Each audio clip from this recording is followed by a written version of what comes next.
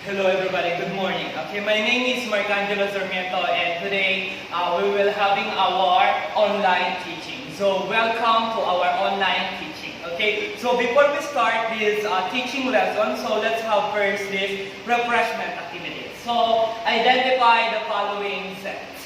Okay, so we have the given set of C, which is we have the element of from infinity to -4, -3, -2, -1 to 0. And 1, 2, 3, 4, and from that and to the positive infinity. So identify the following set. What kind of set is that? Okay, so that is the set of integers because we have negative and we have positive integers. So we have set of integers. Okay, and then next, so we have identify the following. So we have the following set is okay, the set of 0 raised to the negative or negative. Okay, so we have -5, from negative infinity to -5, -4, -3, -2, and -1. Okay, so we stop to -1. So what kind of set is that? Okay, so that is the set of negative integers. Okay, so this is just a refreshment. So then next, so how about this one? So we started with a set of the elements of 1, 2, 3, 4, 5, and so on, and to the negative and to the positive infinity. So obviously, if we have negative integers, therefore this is a positive or a set of positive integers. So then next, so identify the following set. So we have the set of A, which is equal to 2, 4, 6, 8, and 10. So 8, 10, and 2. Okay, until the positive infinity or to infinity. So, if we will observe, our number is 2, 4, 6, 8, and 10. So, all of that number is even numbers. So, therefore, we can have this set of even numbers. Okay, then next. So, we have the, okay, identify the following set. So, we have 1, 3, 5, 7, and 9. So, obviously, all of the element is an odd number. Therefore, that set is a set of odd numbers. Okay, then next is we have, okay, that is a set of odd numbers. And then how about this one? So we have identify the following set. So we have the elements 1/2, 1/4, 1/8, 1/16, and so forth, unto the infinity. So what kind of set is that? Obviously, that is a set of irrational numbers because we have fractions. We have fractions as the element in our given set. So, how about this one? So, identify the following set. So, we started with 0, 1, 2, 3, 4, 5, and so forth, unto the negative, unto the positive infinity rather. So, what kind of set is that? Okay, obviously, that is what we call the natural numbers. So, this is a natural number. So, please be familiar about this given set. This is a set of natural numbers. This is very important. Since we are already in the set of natural numbers, this is one of the most important things that we need to remember in our lesson that we will gonna discuss today. Okay? So natural number, because our lesson for today is very dependent in the natural numbers or the set of the natural numbers, because today we will gonna discuss about the numerable sets. So the numerable sets. So what do you mean by the word the numerable set? Obviously, the numerable set is a set with the same cardinality. What do you mean by cardinality? Cardinality is the number of elements in a given set. Okay, that is the total number of elements. How many elements do you have in a given set? That is what we call cardinality. Okay, so we have, okay, same cardinality or number of elements as some subset of the set of natural numbers. So which it should be a subset of the natural numbers. And it is also commonly known as countable. Okay, it is a countable set. It's either a finite set or a countably infinitely set. So the numerable set can be a finite set or an infinite set. And later we will going to discuss further more about that. Okay, so whether finite are infinite, the elements of the countable set can always be counted. Okay, one at a time, and although the counting may never finish, every element of the set associated with the unique natural numbers.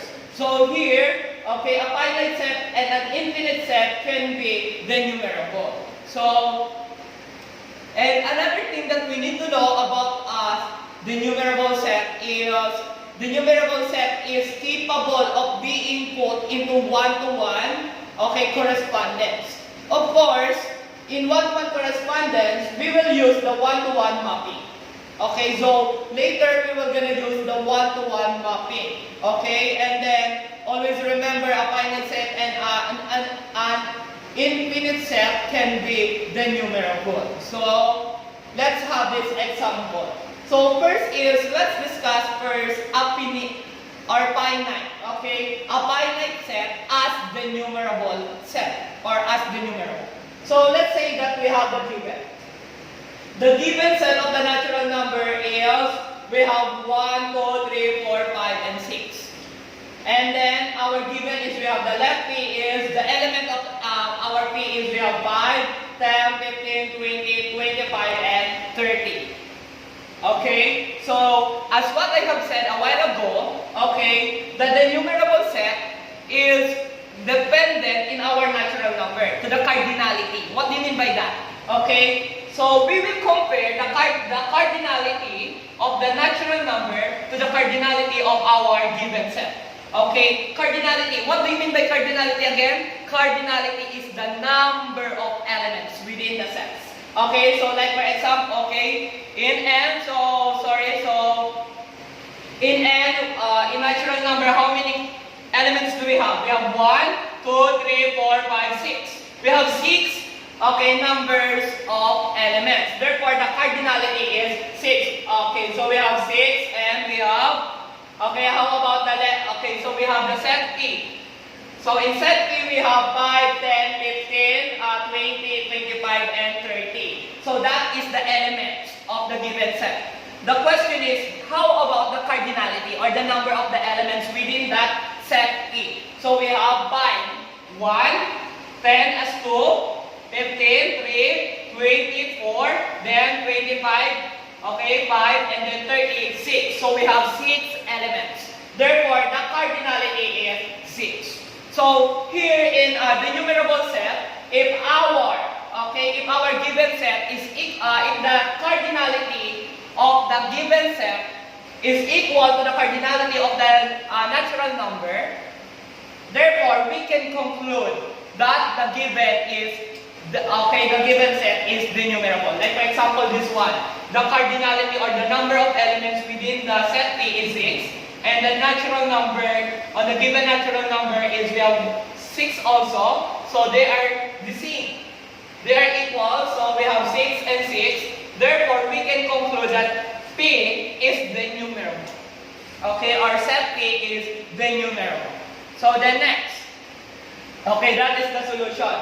So by the way, we can also use the one-to-one mapping, one-to-one mapping. So how to have the one-to-one mapping? So let's say that the element of the natural number in our given is, we have 1, we have 2, we have 3, we have 4, we have 5, we have 6.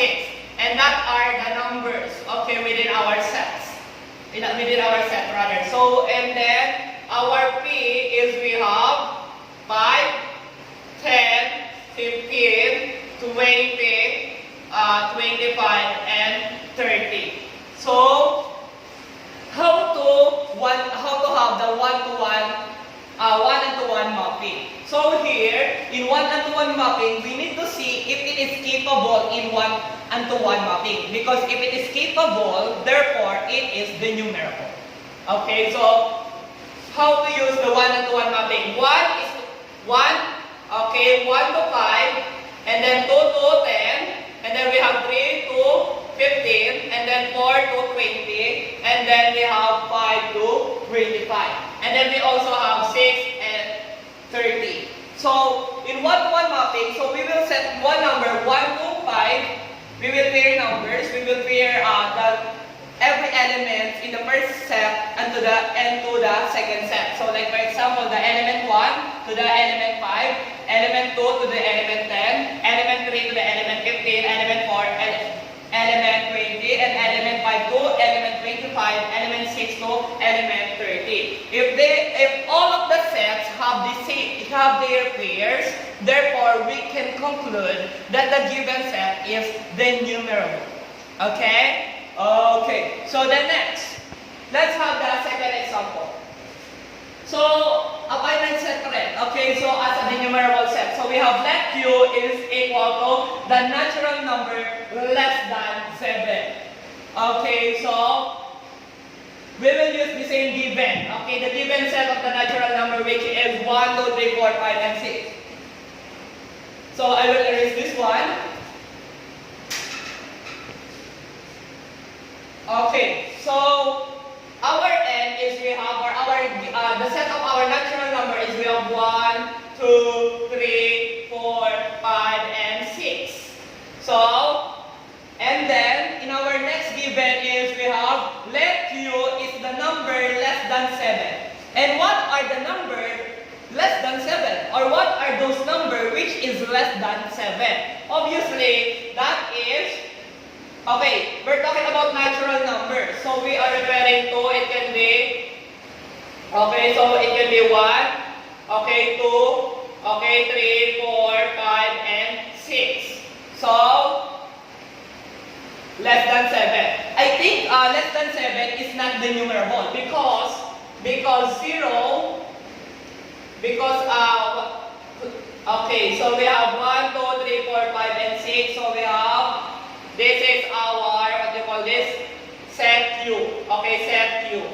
So let's see, okay, if the number of cardinality is equal to the number of the cardinality of the given natural number. Since in our given, so we have the natural number 1, 2, 3, 4, 5, and 6. By the way, 0 is also a natural number. 0 is also a natural number. But based on our given, we included only the 1, 2, 3, 4, 5, and 6, and we don't include the 0. But always remember, 0 is also a natural number. But in our given, we only use the 1, 2, 3, 4, 5, and 6. So we have, so let's use the 1-to-1 mapping. So the pair of 1 element to 1, and then 2 to 2, and then actually we have the same elements. Okay, therefore, okay, L is a subset of Q. Therefore, we can conclude that, okay, the set Q is denumerable because we have, using the 1-to-1 mapping, so all of the sets of all of the elements within the set of their pair. Okay, so, and we can also use the, okay, so the number of cardinality. Okay, so in our natural number, how many cardinality do we have? Or what is our cardinality? So we have 1, 2, 3, 4, 5, 6. So we have 6 elements. And then on our set Q, we have 1, 2, 3, 4, 5, and 6. So still we have 6 elements. So the cardinality of our natural number, of our given natural number, and the cardinality of our set Q is just the same or equal. Therefore, we can conclude that the set Q is denumerable. Okay, so then next. Okay, so that is the answer of in our previous. Okay, so then next. We're done with the finite set. Okay, so how about if our given is infinite set, or okay, so how we will gonna define if it is denumerable or not? Okay, so let's see. So number 1, so example number 1 is we have the set of integers. We need to identify if the set of integers is denumerable or not. Okay, so let's have this solution. Okay, so we have a set of integers.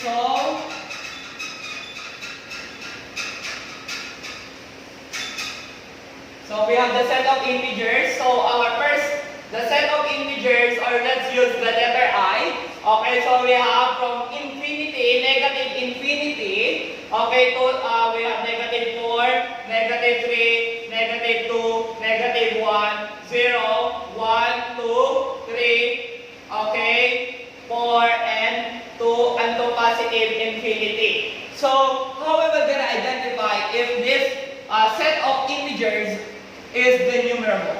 Okay, so let's see. So, this given set can be also written in a form of I is equal to, okay, so we have 0 from 0, okay, so we can have 0, and then we can have negative 1, we have positive 1, okay, negative 2, and then we have positive 2, negative 3, positive 3, and then we have negative 4, and then we have positive 4, okay, and to infinity. So, unto infinity. So, that will be it can be written in this form. Okay, the set of I, or the set I. And then, next, how about our natural number? Because based on the definition of the denumerable sets, okay, the cardinality of the numerable set should be equal. Okay, should be equal to the cardinality of the natural numbers. So, let's see. So, our natural number, of course, is 0. As what I have said a while ago, 0 is also a natural number. So, we have 0, and then we have 1, 2, 3, 4, 5, and so forth. Okay? So, that is the set of natural numbers. So, let's have 6, 7, 8. Unto infinity. Unto positive infinity. By the way, negative 1 or negative numbers is not a natural number. Okay, we have 0, 1, 2, and so forth only to consider, okay, as natural number. So we can use the one-to-one mapping. So we have 0, we have 1, we have 2, and then we have that. We have, okay, 2 to 4, and then we have negative 3 to 5. And then we have 3 to 6, and then we have, okay, negative 4 to 7, and then we have we have 4 to 8. So if we were going to observe, okay, that is infinite, or it is a continuous number as well as this one. Okay, so therefore, we can conclude that every number have its pair. So we can conclude it is the numerable. Okay, so it is the numerable. Okay, so therefore, that is a denumerable. How about the second example? The set of odd numbers. Okay, so denumerable this one because, okay, so we have, okay, the number of, we started from 0 and both 0 and to positive infinity. So we can conclude that the given is denumerable. So let's have this second example. So the second example is we have the set of odd numbers. So we have the set of odd numbers. So let's see if the set of odd numbers is denumerable or not. So the elements of the given set O is we have 1, 3, okay, 5, 7, and 9. So we have how many elements do we have? Okay, unto infinity. Okay, unto positive infinity. So we have 1, 3, 5, 7, 9. And then next, so we have, okay, of course, we will always compare the given, the elements of the given set to the elements of the natural numbers. So we have 0, 1, 2, 3, okay, 4, and then we have 5, and then unto positive infinity. So, obviously, okay, we started from 1, okay, so from this one, both of the ending is infinite.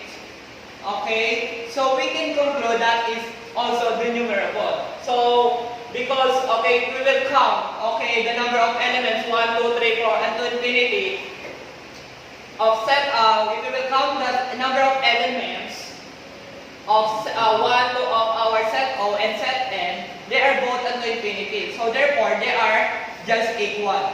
Okay? Therefore, we can conclude that this is denumerable. Okay? And then, how about the set of even numbers? We were gonna change the elements, but the concept behind that is just the same. Okay, the set of elements is we have, okay, set of even numbers. So the example number 3. The set of example, okay, so we have 2, 4, 6, 8, and 10. So we have the element 2, 4, 6, 8, and 10, and 2 positive infinity. Okay, and then so we have, they are all even numbers. Okay, so obviously, if we will use one-to-one mapping, it is denumerable.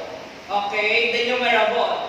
Okay, that is denumerable. And then, that is denumerable. And then, because we have 2 to 0, 4 to 1, 6 to 2, 8 to 3, and then 10 to 4. Because if we were going to continue this one, 12, and then this one will be 5. So, they are still clear.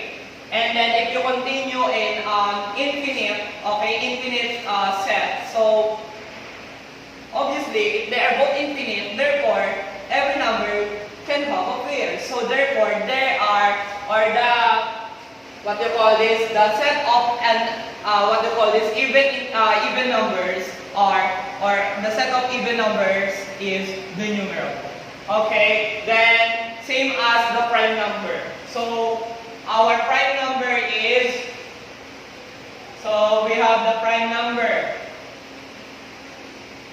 Let's have the set of prime number. So number 4, the set of prime number is we have, okay, our prime number is we have the elements is 2, 3, 5, 7, 11, 13, and so forth, unto positive infinity. Okay, so we will compare the set of this set of prime numbers to the set of our natural number, which is 0, 1, 2, 3, 4.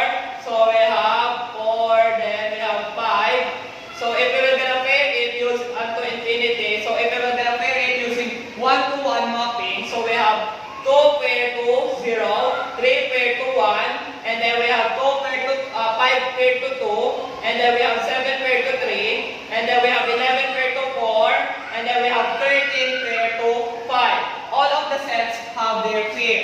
And then since this is both infinite or continuous number, so if we were going to continue this one unto infinity and this one unto infinity, all of the numbers have their pair. So we can conclude that the given set P or the set of the prime numbers is denumerable. Okay, so same as the set of the rational number. So the set of the rational number is we have, okay, the element 1/2, 1/4, 1/8, 1/16. So we have the elements of the rational number is, so we have 1/2, we have 1/4, we have 1/8, we have 1/16, and unto infinity. We will gonna continue that 1/32, 1/64, and so forth. And then, so we will gonna compare the set R to the set of our natural number. Okay, so our natural number is, the set of our natural number is 0, 1, 2, 3, 4, and then that's only 1, 2, 3, 4. So, unto 3, unto positive infinity, and then positive infinity.